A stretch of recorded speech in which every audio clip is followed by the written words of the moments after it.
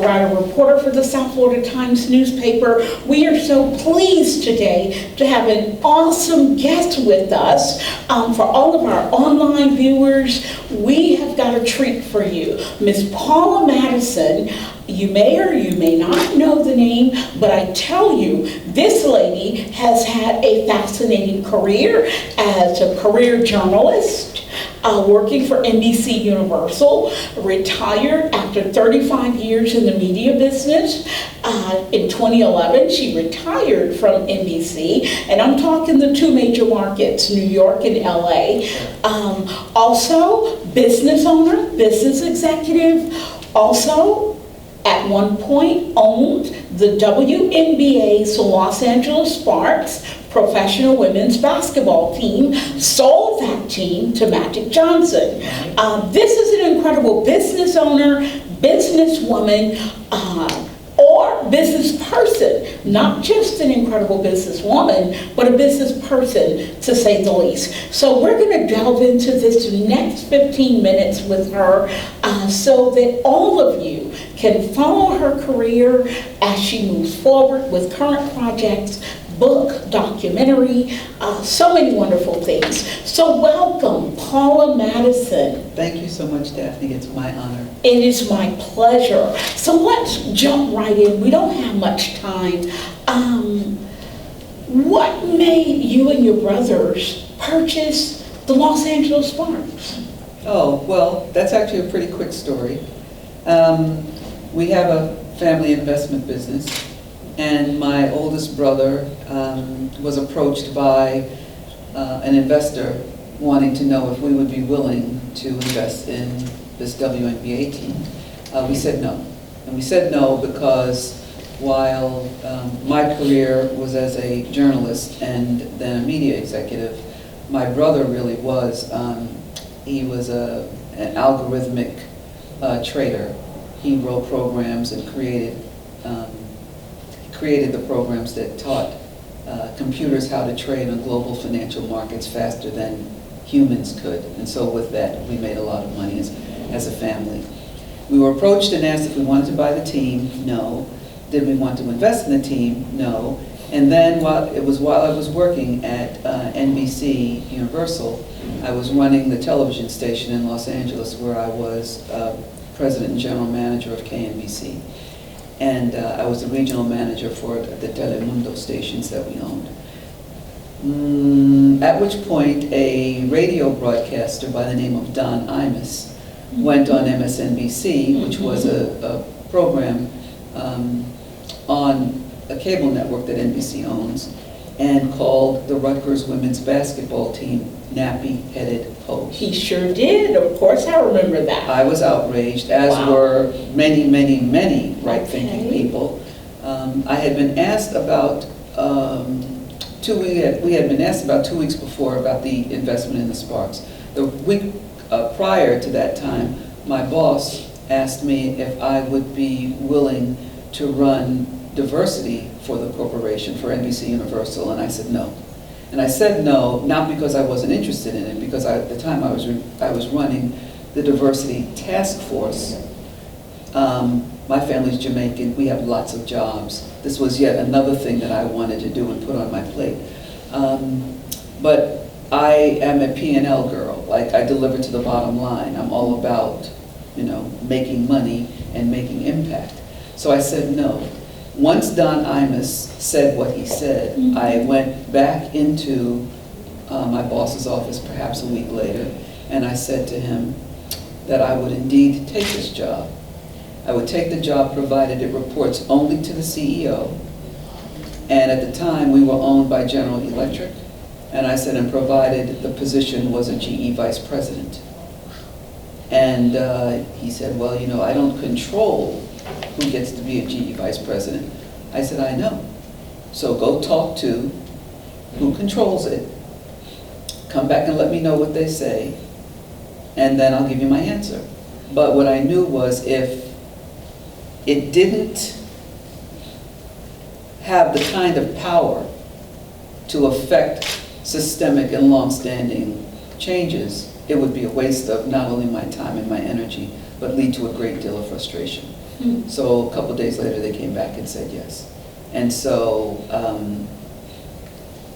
the second thing that it sparked was I turned to my family and said to the little kids in my family, the next generation, you guys want to own a basketball team? And at the time, they ranged in age from about 6 to 14, and they said, yes. And I said, great, we're going to buy the Sparks. Awesome. And that is what we did. Awesome story. So that's how we bought the Sparks. After I retired, I was the CEO of the Sparks for about 3 years. Okay. And then I sold the team to Now, Magic. who were the big names on the team at that time? Same people with big names now. Candace Parker, Yeah. Nneka Ogwumike. Awesome. Well, Christy Tolliver absolutely was. I don't think she's on the Sparks now, but she's kind of set some records too because she served as a coach for a men's basketball team. And they just recently announced, as you might know, that they are now, the NBA, which owns the WNBA, is now almost doubling the cap, the maximum that the women players can make. So, and I'm thrilled for them. Awesome. So am I. My family, big sports fans, so they keep up with all that. My brothers, my father, they know about all that good stuff. Beautiful story. I love that story. I had forgotten about the whole Don Imus thing, but that was, of course, that was big news. It was horrific. Yeah, it was terrible. Now, how did you end up selling the team to Magic Johnson? Oh, well, in truth, it's very difficult to generate significant profits out of women's basketball. Gotcha. If you were to poll just about anybody back then, and this was I believe somewhere around 2012, 2014 or something like that, right? Is what I read. It indicated that fans would first like to see an NBA game. Okay. Then their preference would be likely a college, an NCAA game. And then possibly women's basketball. Gotcha. So in spite of the fact that we had the highest attendance in the league, we played our games, and they still play the games at Staples Center. We didn't own Staples Center. Okay. So the way that you actually can generate not just revenue but profit is if you own the venue, you own the franchise, and maybe another franchise, and you can amortize all of that. Gotcha. I had to pay to rent Staples Center. I see. And I didn't own the Lakers. Okay. And eventually the Clippers came in, I didn't own the Clippers, so I'm paying significant money just for the venue. And after that, after a few years of writing 7-figure checks in order to close the gap, I see. what I realized was, and even though we were the only team in the league that negotiated a local sports sponsorship contract, still, it was going to be an uphill battle. And as I looked at my family, I said, so what we're now looking at is a very expensive hobby. I see. You know, if it's going to be a business, it needs to be a successful business. Magic was interested because Magic was also a part owner of the Lakers. That's correct. The same entity owned Staples Center. And then what they could do is bundle. So if you want to buy sponsorship for the Lakers, you also have to buy the Sparks. I see. I didn't have that kind of leverage. Okay. So, wonderful story. It's an analysis. Gotcha. Okay, let's go back to before then, your career as a media executive. Tell us about that era of your life. Being an executive for NBCUniversal, how did that play out in terms of your goals, your dreams? Did you have aspirations of being a journalist? And then, or were you more all along interested in the business aspect? I never intended to become a journalist. And I certainly didn't start out working at NBC. I was born and raised in Harlem. I'm a child of Jamaican immigrants. And I started out knowing that no matter what I did, I had to fulfill my parents' dreams and goals for why they came to this country in the first place. They came to the country because they wanted to accumulate a wealth and pass down generational wealth into the future. So whatever it was that I was to do, whatever I selected to do, it had better be successful. So that was the mantra that I got from both my parents. My father spent the last 20 years of his life living here in Plantation. In fact, I have a brother who still lives here in Plantation. And Plantation, Florida. Yeah, I used to live there. Yeah, and in fact, my uncle, my father's brother, is reasonably well known in this area because in Fort Lauderdale he had Ujamaa bookstore. So every year during Black History Month, my uncle, who's Tony Harrison, Tony Harrison is your uncle? He was my uncle who passed 20 years ago. Yeah. Oh my goodness, I know Tony Harrison. I used to interview him at previous time in my life. I was a radio talk show host in Fort Lauderdale. So I knew Tony Harrison. What a small world. His oldest brother is my father. And my father lived just a couple of miles from him. And so I would come here. But the point was that as coming from an immigrant family, and even for African Americans who've been in this country for 5, 6 generations, still immigrant families, right? The distinction between, I think, those of us who came from the Caribbean and those of us who actually came during the slave trade from the west coast of Africa. One group came here unwillingly, and the other group came here willingly, but we all suffered the same hell, right? So my parents insisted that whatever I selected, that I be successful at it. So my intention was to be an historian, and to, frankly, my goal was to have an Afrocentric school. As I went down that path, what I realized was it's really, really hard. It's really, really hard. And this is all while I was in college. And I decided... Which is where? I went to Vassar College in Poughkeepsie, New York. And it was really hard. And I, just when I was about to graduate from college, I had been, from my early teens, spending time and paying attention to the Black Panthers. When I graduated from college, I immediately joined the Nation of Islam, which some people call Black Muslims. And at that point, I decided that I would become a journalist because I was writing, and I was told by some people who I respected really well that my writing was really good and insightful, and I should consider becoming a journalist. So I ended up going to graduate school at Syracuse University's Newhouse School of Public Communications. I started out as a print journalist. I did that for like 8 years or so, and then I crossed over into television, not to be on camera, but what I was focused on was running things.